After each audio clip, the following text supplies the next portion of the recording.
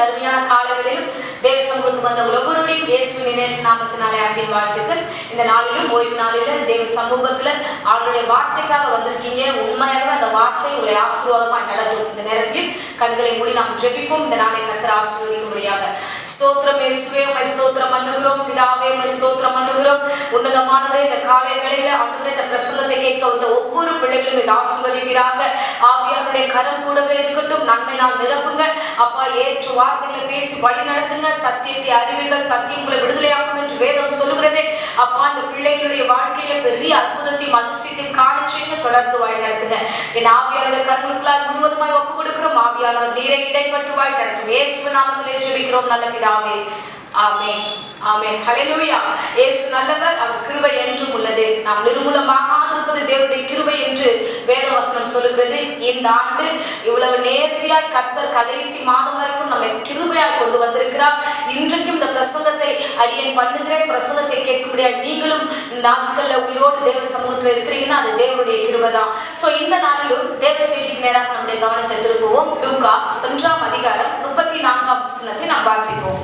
அதற்கு மரியாள் தேவதூதரை நோக்கி, இது எப்படி ஆகும், புருஷனை அறியேனே என்றாள். ஆமென், ஹல்லேலூயா. இந்த வார்த்தையை நம்ம கவனிக்கிறோம் பாருங்க. மரியாள் கிட்ட தூதன் ஒரு வார்த்தை சொல்லுகிறார். என்ன வார்த்தைன்னா, ரட்சகராக இயேசு கிறிஸ்து இந்த உலகத்தில் அவதரிக்க போகிறார் என்ற ஒரு நற்செய்தி அவர் சொல்ல வருகிறார். அவர் சொல்லும் போது நீ கிருபை பெற்றவன், நீ ஆசீர்வாதம் பெற்றவன் என்று சொல்லி, நீ தேவனிடத்துல கிருபை பெற்றாய், தேவனுடைய ரட்சகராக இயேசு கிறிஸ்து இந்த பூமியில் அவதரிக்க போகிறார், அது நிமித்தமாய் கர்த்தருடைய ஆசீர்வாதமாய் நடத்த போகிறார் என்று ஒரு நல்ல செய்தியை அவர் இந்த இடத்துல மரியாள் இடத்துல சொல்லுகிறார். இவள் திருமணமாகாத பிள்ளை, யோசேப்பினால் நியமிக்கப்பட்டிருக்கிறார்.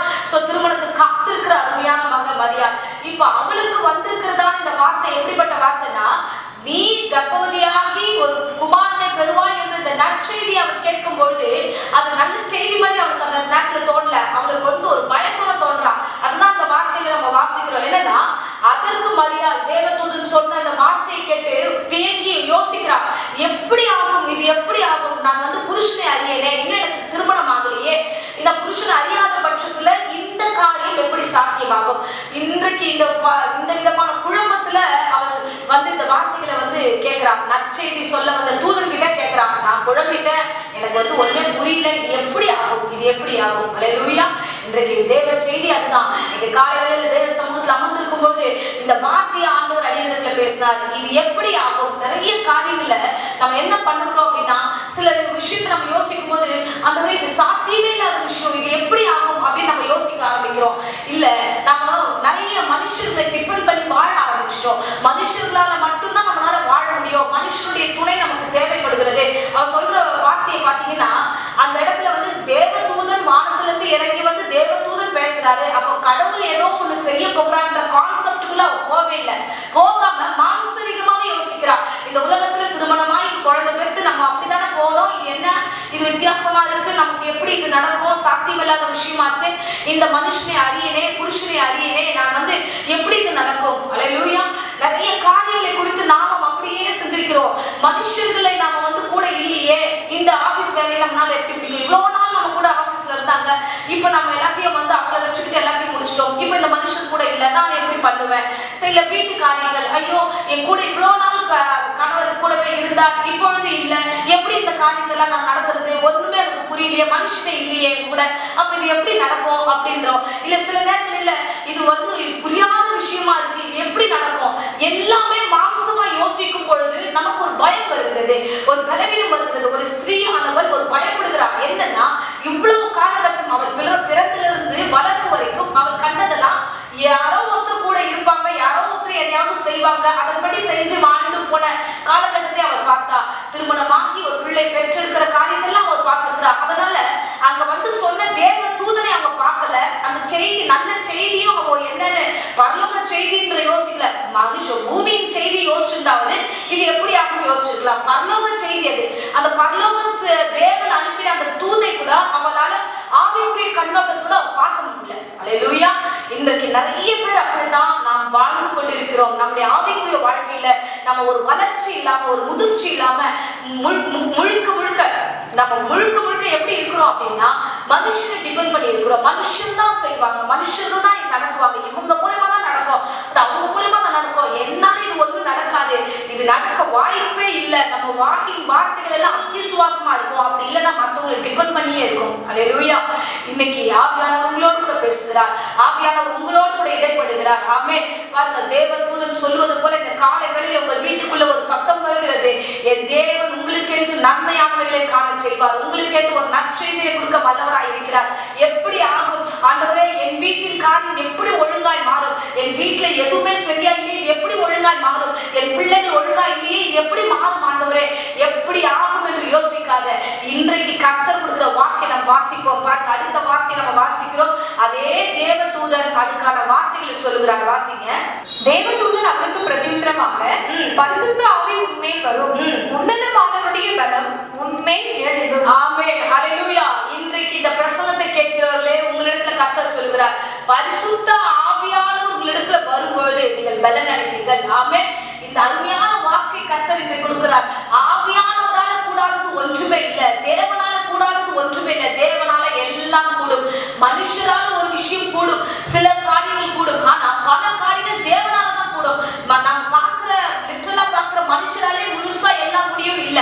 மனுஷனுடைய காரியத்தில் நம்ம டிபெண்ட் பண்ணி வாழ்கிற வாழ்க்கையின் பாதி காரியமா இருந்தாலும் பல காரியங்களில் கர்த்தர் நம்மோடு இருக்கிறார், ஆவியானவர் நம்மோடு இருக்கிறார். ஆவியின் உலகம் ஒன்று உண்டு, பரலோகம் ஒன்று உண்டு, பிதா ஒருவர் இருக்கிறார். பரிசுத்த ஆவியானவர் கிரியைகள் செய்ய முடியாத இந்த பூமியில இறங்கி வந்திருக்கிறார். அல்லேலூயா, அல்லேலூயா.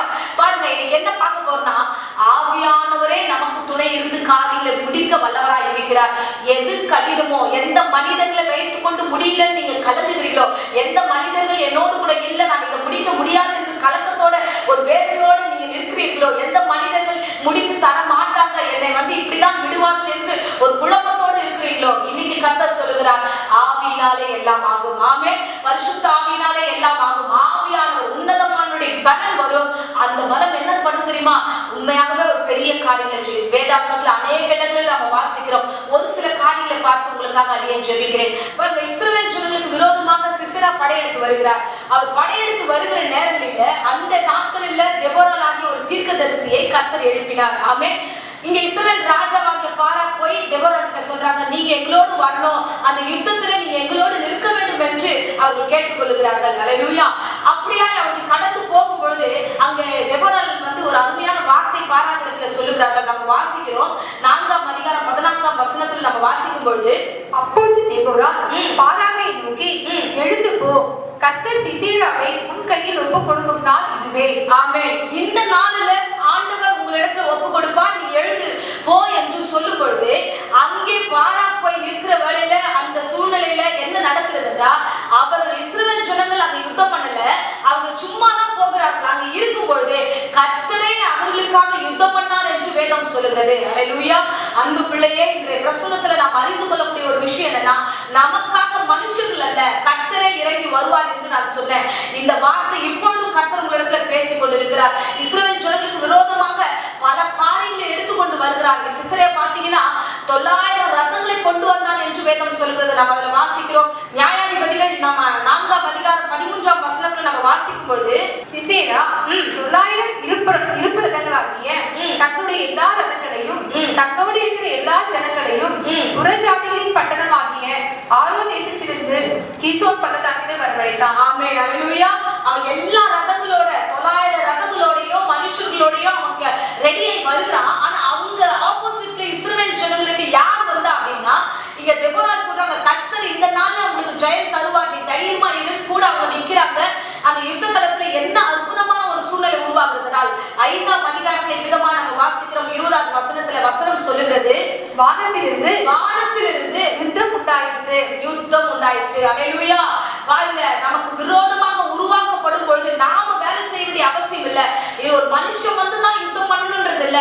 இஸ்ரவேல் ஜனங்களுக்கு மாத்திரம் அல்ல, தேவனை தேடுகிற ஒவ்வொரு ஜனங்களுக்கும் கர்த்தரே யுத்தம் பண்ணுவார். ஆமென். வானத்திலிருந்து இறங்கி வந்து தூதர்கள் வந்து அவர்களுக்காக ஜெயம் எடுக்கிறார்கள். நம்ம தொடர்ந்து வாசிப்போம்.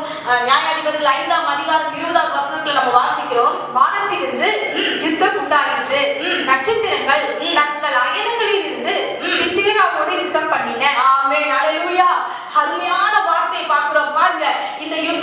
மனுஷர்கள் சண்டை போட்டதை நம்ம நிறைய பார்த்திருப்போம். ஆனா இந்த காரியத்துல என் தேவன் எவ்வளவு அற்புதமாய் தன் பிள்ளைகளுக்காக அந்த ஐநகளிலிருந்து ரெடி ஆகி ஒவ்வொன்றா வானத்திலிருந்து இறங்கி வந்து இந்த மனுஷர்களோடு கூட யுத்தம் பண்ணுகிறது. அல்லேலூயா. கர்த்தர் நல்லவர். இது எப்படி ஆகும்? இது இப்படிதான் ஆகும்.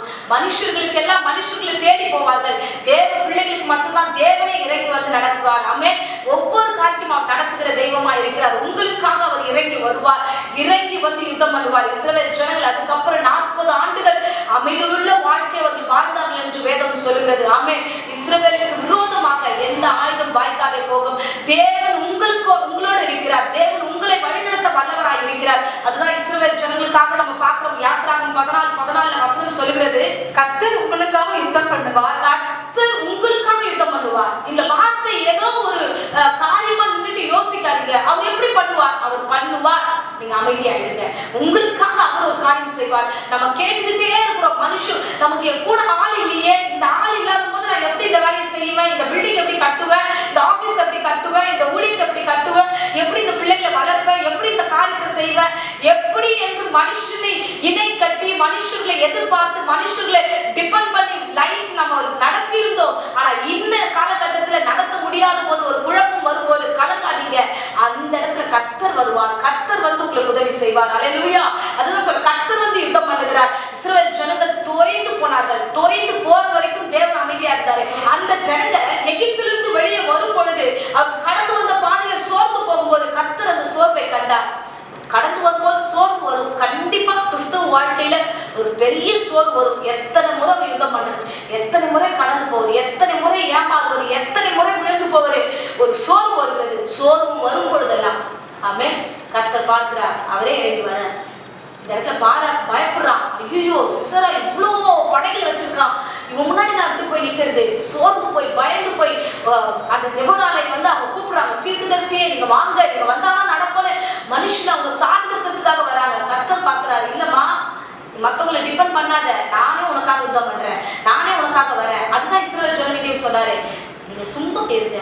ஆமென். இந்த வசனத்தை மறுபடியும் வாசிப்போம். யாத்திராகமம் 14:14 வசனம் சொல்லுகிறது, கர்த்தர் உங்களுக்காக யுத்தம் பண்ணுவார், நீங்கள் சும்மா இருப்பீர்கள். சும்மா இருப்பீர்கள். சோர்ந்து போன நிலையில வந்த பொழுது உங்களுக்கு எதிராக யார் வந்தாலும், எந்த பிரச்சனை வந்தாலும், எந்த வியாதி வந்தாலும், எந்த பலவீனம் வந்தாலும், எந்த விதமான அழுகின் சூழ்நிலை பள்ளத்தாக்கிலே கடந்து வந்தாலும் சும்மா இரு. நீ சோர்ந்து போனதை கர்த்தர் கண்டிருக்கிறார். நீங்கள் பலவீனப்பட்டதை கர்த்தர் கண்டிருக்கிறார். பயப்பட வேண்டிய அவசியம் இல்லை. கர்த்தர் உங்களுக்காக யுத்தம் பண்ணுவார். ஆமென். 1:37 வசனம் சொல்லுது, தேவனாலே கூடாத காரியம் ஒன்றுமில்லை, தேவனால கூடும் என்ற ஒரு நம்பிக்கையை நீங்கள் வைத்துக் கொள்ளுங்கள். மரியாதை சொன்ன, மனுஷனை அறியேனே, புருஷனை அறியேனே, அவர்களை அறியேனே, யாரும் இல்லையே என்ற அந்த மாம்சரீகமான வார்த்தைகளை விட்டு ஆவியானவருடைய வார்த்தையை சார்ந்து கொள்ளும்போது வசனம் சொல்லுகிறது, உன்னதமானவர் உனக்கு பலனா இருக்கிறார். உன்னதத்திலிருந்து வருகிற பலனை நீ நோக்கி பார்க்கும்போது அந்த உன்னத பலன் உங்களுக்கு கிருபைகளை தரும். அந்த உன்னத பலன் உங்களை ஆசீர்வதிக்கும். அந்த உன்னத பலன் உங்களை சாட்சியா நடத்தும். ஆமென். இப்போது அடியேன் உங்களுக்காக ஜெபிக்கிறேன். இருந்த இடத்துல கண்களை மூடி நாம் ஜெபிப்போமாக. ஸ்தோத்திரம் இயேசுவே, உம்மை ஸ்தோத்திரம் பண்ணுகிறோம். ஆவியானவரே, உம்மை ஸ்தோத்திரம் பண்ணுகிறோம். அப்பா, தேவ தூதனால அறிவிக்கப்படுகிற ஒரு நற்செய்தி ஆண்டவரே, மாம்சமா இருக்கிற ஒரு பெண்ணால் அதை புரிந்து கொள்ள முடியவில்லை ராஜா. ஆண்டவரே அப்பா, நீ இறங்கி வந்து பரிசுத்த ஆவினாலே இது எல்லாம் ஆகும் என்று வெளிப்படுத்தின கிருபைக்காக ஸ்தோத்திரம். இந்த நாளிலும் இந்த தேவ செய்தி கேட்ட ஒவ்வொரு பிள்ளைகளும் ஆசீர்வதிப்பீராக. ஆண்டவரே அப்பா, எங்களுக்கு விரோதமாக யுத்தங்கள் வருகிறது, எங்களுக்கு விரோதமாக பலவீனமான கிரியைகள் உண்டாகிறது. ஆண்டவரே, எங்களுக்கு விரோதமாக சில காரியங்கள் இருக்கிறது, இதை எப்படி நான் மேற்கொள்ளுவேன் என்று குழப்பத்தோட பலவீனத்தோட சோர்ந்து போய் ஆண்டவரே, எங்களுடைய காரியம் எல்லாம் கிடப்பில் இருக்கிறது, இது எப்படி ஆகும் ஆண்டவரே, இது எப்படி உருவாகும் ஆண்டவரே, இது பழைய ஸ்தானத்துக்கு எப்படி வந்து சேரும் ஆண்டவரே. அப்பா, இதை உருவாக்க யாரால முடியும் என்று மாம்சமா யோசித்துக் கொண்டிருக்கிற அருமையான தேவ பிள்ளைகளுடைய கரத்துல ஒப்பு கொடுக்கிறோம் ஆண்டவரே. பரிசுத்த ஆவியானவரே அப்பா, நீர் கூட இருந்து அப்பா, நீர் எல்லாவற்றையும் செய்ய வல்லவர் என்று பேசியிருக்கிறீர் ஆண்டவரே. உம்மாலே எல்லாம் கூடும் ஆண்டவரே. பரிசுத்த ஆவியானவராலே எல்லாம் கூடும் என்று நீங்க வெளிப்பாடு கொடுத்ததுக்காக ஸ்தோத்திரம், ஸ்தோத்திரம், ஸ்தோத்திரம், ஸ்தோத்திரம் ஆண்டவரே. உன்னதத்திலிருந்து வருகிற பலன் ஆவியானவரை சாட்சியாய் வாழ்வதற்கும் ஆசீர்வாதமாய் வாழ்வதற்கும் கர்த்தாவே நீர் கொடுத்த பரிசுத்த ஆவியானவருக்காக நாங்கள் நன்றி செலுத்துகிறோம். இந்த பிரசங்கத்தை கேட்டுக்கொண்டிருக்க ஒவ்வொரு வீடுகளில பரிசுத்த ஆவியானவர் அசைவாடுவீராக. மாம்சமாய் முடியாத எல்லா காரியத்தையும் ஆவியானவர் முடித்து தரும்படியாய் ஜெபிக்கிறோம் ஆண்டவரே. எல்லா மாம்சமான கிரியைகளையும் சந்தேகத்தின் ஆவிகளையும் பொல்லாத கிரியைகளையும் இயேசுவின் நாமத்தில் சபித்து கட்டுகிறேன் கர்த்தாவே. என் கர்த்தர் தாமே கிருபையாய் இருந்து வழிநடத்தும். இது எப்படி ஆகும் என்ற வார்த்தை இல்ல ஆண்டவரே, இதை தேவன் எல்லாவற்றையும் நடத்துவார், அவராலே ஆகும், அவர் சொல்ல ஆகும், அவர் கட்டளையிட நிற்கும் என்ற வார்த்தைகளை ஒவ்வொரு வாயில வைத்து ஆசீர்வதியும் தொடர்ந்து வழிநடத்தும். இயேசுவின் நேற்று நாமத்திலே ஜெபித்து இந்த வேளையில ஒப்புக் கொடுக்கிறேன் ஜீவனுள்ள நல்ல பிதாவே. ஆமென். ஆமென். Praise the Lord. God bless you.